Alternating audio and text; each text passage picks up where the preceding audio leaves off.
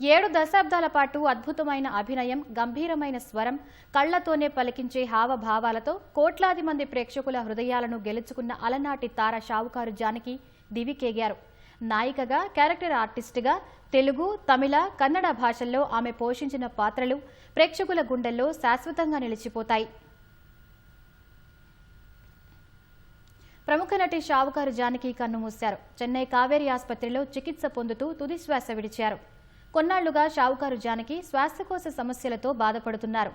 తెలుగు, తమిళ, కన్నడ భాషల్లో ఆమె 400కు పైగా చిత్రాల్లో నటించారు. ఎన్టీఆర్, ఏఎన్ఆర్, ఎంజీఆర్, శివాజీ గణేశన్తో హీరోయిన్గా స్క్రీన్ షేర్ చేసుకున్నారు.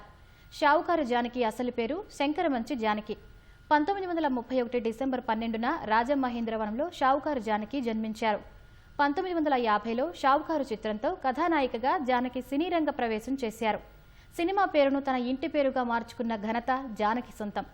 షావుకారు జానకి డైలాగ్స్ తీరుకు ఇండస్ట్రీలో ఆమెకు సపరేట్ ఫ్యాన్ బేస్ ఉంది.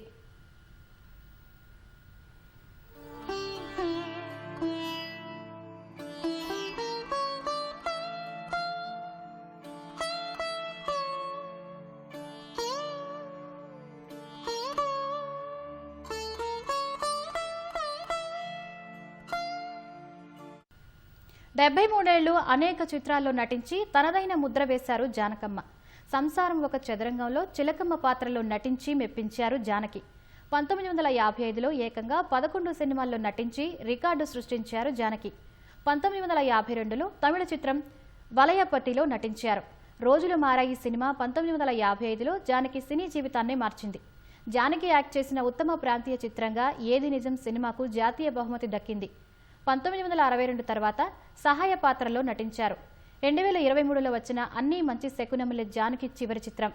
షావుకారు జానకి కుమార్తెను హీరోయిన్గా పరిచయం చేశారు. హీరోయిన్ కృష్ణకుమారి షావుకారు జానకి స్వయానా చెల్లెలు.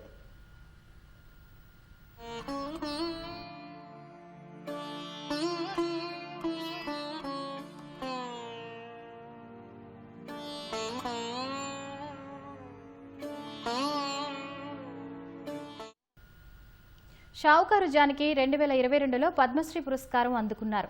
విలక్షణమైన నటనకు గాను కళైమామణి, నంది, రాజ్యోత్సవ అవార్డులు వరించాయి. సైమా లైఫ్ టైమ్ అచీవ్మెంట్ పురస్కారం అందుకున్నారు. జానకి మృతితో తెలుగు సినిమా ఇండస్ట్రీ విషాదంలో మునిగిపోయింది. షావుకారు జానకి మృతిపై నటీనటులు సానుభూతి తెలిపారు. షావుకారు జానకి పోషించిన పాత్రలు ఎప్పటికీ నిలిచిపోతాయన్నారు.